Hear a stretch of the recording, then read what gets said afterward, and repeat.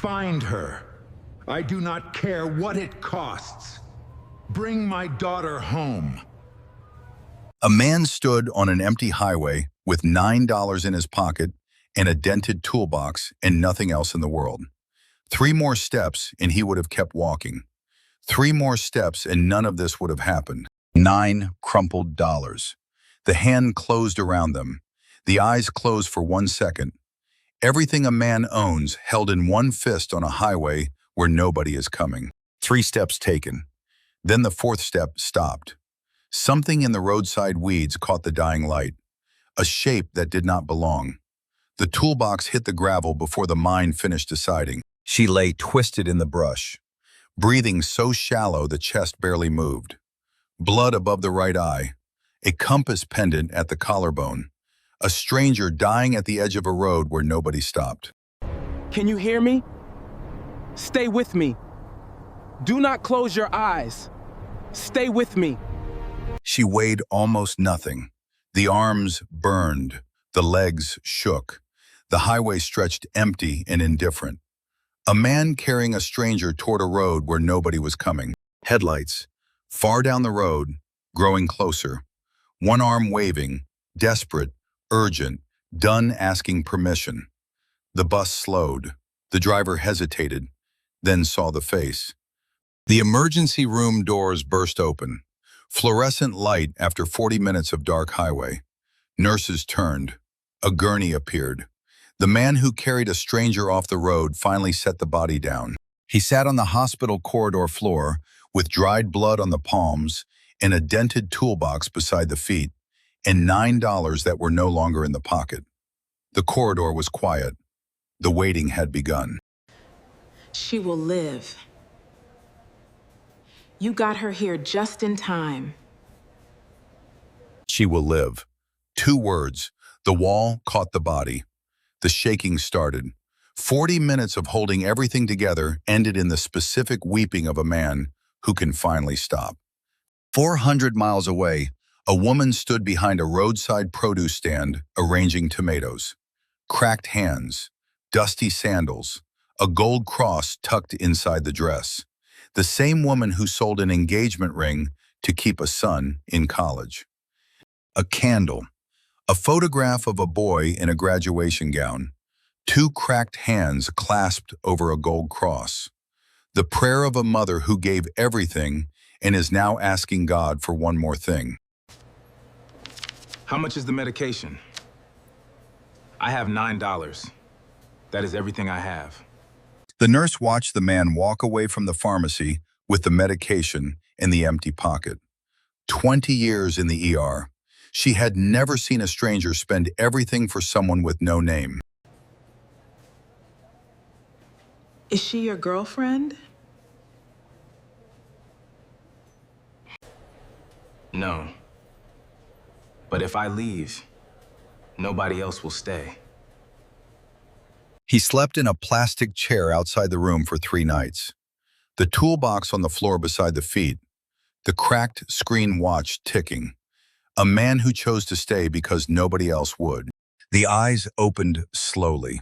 The fluorescent light. The bandage above the right eye.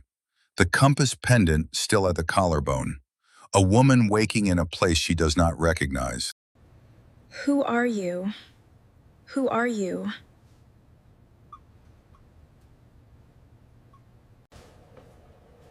I am Gideon. You are safe. The tears arrived not from pain, but from relief. 2 words nobody had said to the body in days. You are safe. The hand reached toward the stranger and then pulled back.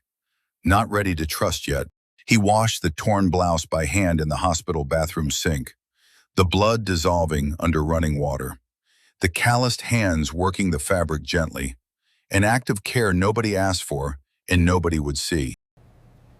You stayed. 3 days in a plastic chair. Why? Nobody came for you. Somebody had to be here. The hazel eyes studied the man who said those words and meant them. A woman who has been surrounded by wealth her entire life and has never heard somebody had to be here spoken without expectation. They walked out of the hospital into the afternoon sunlight, one hand hovering near the elbow in case the balance failed. Two strangers who were no longer strangers. Cracked walls, a thin mattress, a broken chair, a bare bulb. He showed the room the way a man shows a wound. She looked at it and smiled. It is enough. It is enough.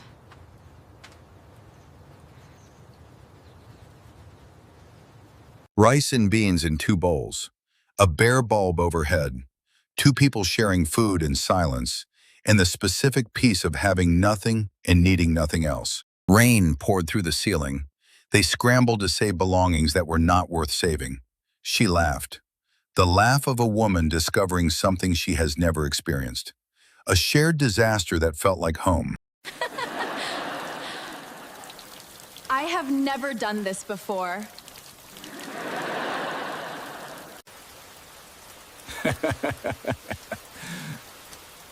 Welcome to my life. Every night at the window, one hand flat on the glass, a name whispered into the dark. A father who controlled everything could not find the one thing that mattered. We fought that morning. She wanted freedom. I wanted control. She left angry. Now she is gone. Every hospital within 200 miles has been contacted. No matching admissions. No credit card activity. No phone signal. The head bowed, both hands flat on the desk. The complete unraveling of a man who built an empire and cannot find one person. Morning light, rice from a bowl, tea from a cup. Two people who have stopped performing for each other. The most expensive thing in the room was the silence between them. I do not remember much. A car, rain, an argument on the phone, then darkness, then your face. Take your time. The memories will come when they are ready. She touched the compass pendant the way she always did when the memories pushed closer. The pendant was the only thing left from the life before the ditch. She did not know that life was looking for the pendant too. He walked toward a wiring job in the heat, the calloused hands gripping the toolbox, the cracked screen watch showing 11:47. A man who has a stranger to feed and $0 to do it with. She stood at the door watching for the man who fixed wires all day to come home. The golden light on the face, the specific warmth of a woman waiting for someone worth waiting for. You look exhausted. Sit. I made food. Two bowls of rice, the bare bulb, both eating quietly. She watched the man eat with the focused gratitude of someone who has not been cooked for in years. Gideon. I remember. I know who I am. The bowl froze in the hand, the face emptied. Victor Ashworth, the shipping empire, the man whose face covers billboards. The girl eating rice on the floor is worth more than the building. Victor Ashworth. The shipping empire. The billionaire. I do not want to go back yet. Not like this. I need time. Please, Gideon. The weight of a secret that could change everything. The bare bulb, the cracked walls, the room that felt like enough an hour ago, now feeling like a cage. Okay. He lay on the floor staring at the ceiling. Pearl still selling produce. The years lost. The girl 3 feet away who belongs to a world that has never made room for a man like him. Bro, the richest man in the country, and his daughter is in your house, eating rice. I am going back. Tomorrow.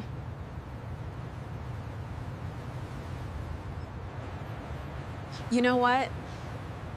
This is the happiest I have been in years. Here?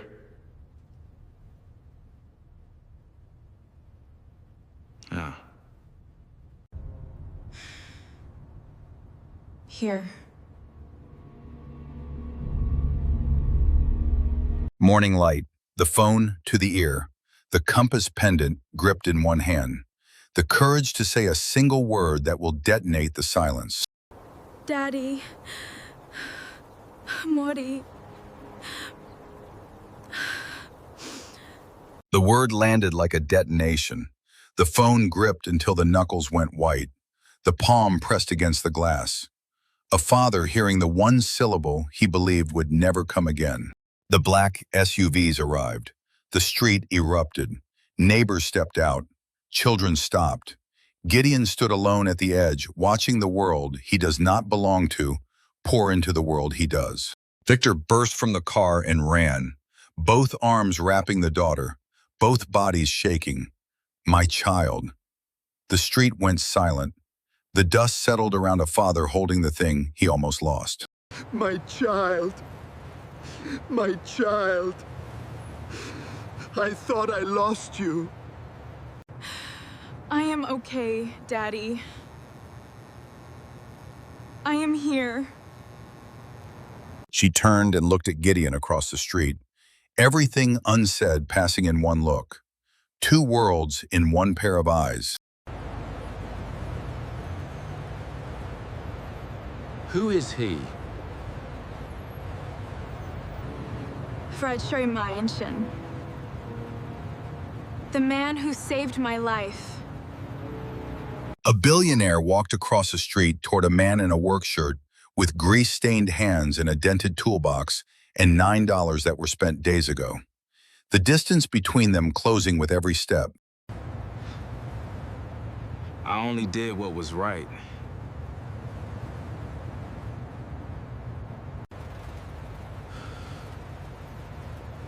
You did more than you know. The convoy left.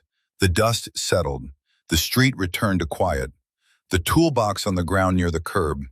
A man standing in the exact same spot, inhabiting a completely different life. The mattress empty. The chair still. The room that felt full 2 hours ago, now carrying the specific silence of a space that has lost the person who made it home. A black SUV in the shop parking lot. Two men in suits. Dawson jaw on the floor. The world Gideon never imagined arriving in the one place he spent every day. Gideon Hayes. Our employer would like to see you. Iron gates opening. A tree-lined drive. A white stone mansion.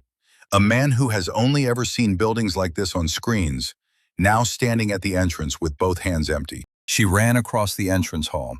Marble floor, crystal chandelier, white sundress, the compass pendant catching the light.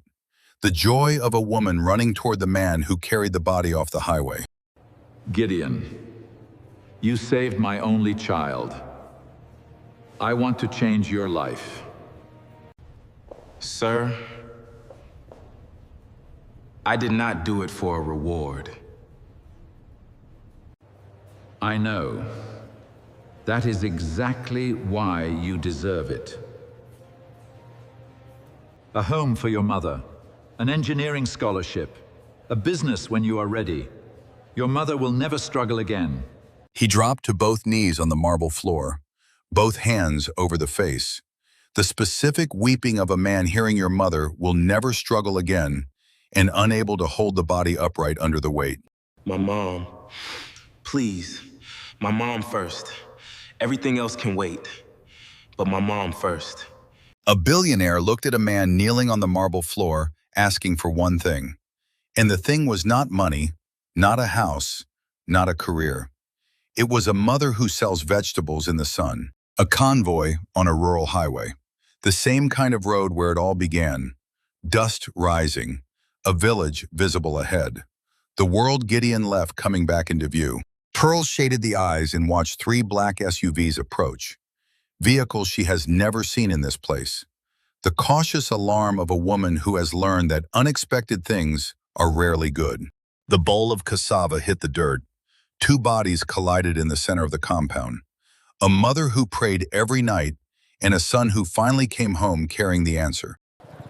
I thought you were suffering in the city. I was praying for you every single night. I am here now, Mom. And everything is about to change. Lark bowed toward Pearl, the natural grace of a woman showing respect to the mother of the man who saved the life. Pearl looked at Lark and began to understand. Your son found me dying on a road. He spent everything he had to save me. If not for Gideon, I would not be alive. Both cracked hands cupping the face, the same hands that sold produce and washed floors and bled for years. A mother holding the proof that none of it was wasted. My son, God has seen your suffering.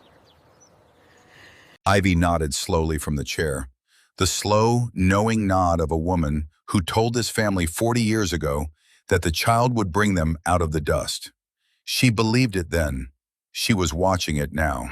I told your mother before you were born, Dent, this child will bring the family out of the dust. She believed me. Now look. Victor rolled the sleeves and addressed the village. The billionaire standing in dust and sun making promises he would keep. The first man who had ever arrived with power and used it for the floor beneath other people's feet. This village raised the man who saved my daughter. A new home for Pearl, a clinic, a well. Every child in this village. The village erupted. Elders stood with tears. Women danced. Children sang. Pearl sat on the ground, unable to speak. Ivy nodded. Victor watched. The afternoon sun golden on every face. Mom, I told you, suffering was not going to follow us forever. My son, you did not give up. Mr. Gideon, did you really carry a lady all by yourself on the highway? Because you are not that big. Stars above, firelight behind, drums implied by the changing light on both faces. Two people standing in a village compound at night, holding the silence that contains everything words cannot yet say. Your life. Your life is starting. It started the day I turned back. The hands joined for the first time, firelight catching both faces, stars above, drums behind, two worlds touching in a village compound at the edge of everywhere. Victor watched from the edge, the face of a father understanding that some debts cannot be repaid because the person who created them never intended them as transactions. Bram watched from the mansion entrance hall with the tight smile that does not reach the eyes. The specific assessment of a man who views the newcomer as a threat to proximity and access. With respect, Sir Tane, we know nothing about this man. A background check would be standard for anyone entering the family circle. That man carried my daughter off a highway with $9 in his pocket. His background is clear enough for me. A boardroom, executives, glass table, a man in a clean white shirt and a cracked screen watch standing among suits that cost more than every possession Gideon has ever owned, combined. This young man saved my daughter's life. From today, he is under my protection. A stage, a diploma in both hands, Pearl in the front row with both cracked hands over the mouth, Victor beside Pearl nodding. The smile that started tired on a highway, now full and warm and earned on a stage. A balcony, city lights below, stars above, two hands on a railing not touching yet, the space between them no longer a distance, but a choice. You know what I think about when I cannot sleep? Not the accident, not the pain, your face. That was the first thing I saw. I had $9. No car, no plan. I just saw someone who needed me. And I stayed. That is why my heart followed you. The hands interlocked, the city lights below, the stars above. Two people who are no longer standing in different worlds because the worlds just met. Pearl stood on the porch of a new house, one cracked hand on the railing. the gold cross visible outside the collar for the first time. Face turned toward the sun with closed eyes. A woman who will never sell vegetables in the heat again. 3 generations on a new porch. Grandmother, mother, son. The golden afternoon light on every face. A family that survived the dust, sitting in the proof. This struggle did not follow us forever. I told you, baby. I told you. A small hand placed flat on the new wooden boards, feeling the solid floor that replaced the dust. The wide-eyed evaluation of a 7-year-old, followed by the bright grin. The floor held. I had $9. No car, no phone signal. 3 more steps and I would have kept walking. 3 more steps and none of this would have happened. My mom would still be selling tomatoes in the sun. But I stopped. And stopping was the first real decision I ever made that was not about survival. It was about somebody else. 5 figures on a village porch. A billionaire sitting on the step with the sleeves rolled. A mother in a new dress. A grandmother with a cane. A son and a daughter side by side. The golden light on every face. Modern bridge. You are watching this right now, and somewhere in your life there is a moment you almost walked past. A person who needed you. A door you almost did not open. 3 more steps and the whole thing disappears. This story is for the ones who stopped. Comment bait question. Have you ever stopped for someone when stopping cost you everything you had? And if you had kept walking, would you still think about the person you left behind? 3 takeaways. First, the people who stop are never the ones with the most to give. They are the ones who give what they have left and call it enough. Second, a mother who bleeds for a child in silence is building a debt the universe always repays. Third, $9 and a decision to turn back can outweigh a fortune, because wealth is not what fills the pocket, but what moves the feet. Call to action. If this story reached something inside you, hit the like so I know you are here. Subscribe so you do not miss next week's story. A woman opens a letter her grandmother sealed 40 years ago and finds a name nobody in the family recognizes. Drop a comment and tell me, have you ever turned back when everything told you to keep walking? Share this with the person who stopped for you when nobody else would. I read every single comment. I will see you at the next one. Pearl stood on the new porch with one cracked hand on the railing and the gold cross in the sun. The face turned toward the light with closed eyes. A woman who gave everything and finally received it back. The prayer answered. The struggle finished. The sun warm on the skin for the first time without a price attached. The same highway, the same dying light, the same toolbox, the same man. But the face is different now. The tired half smile is gone. The full version has taken its place. 3 more steps and none of this would have happened. But he stopped. And the stopping changed everything.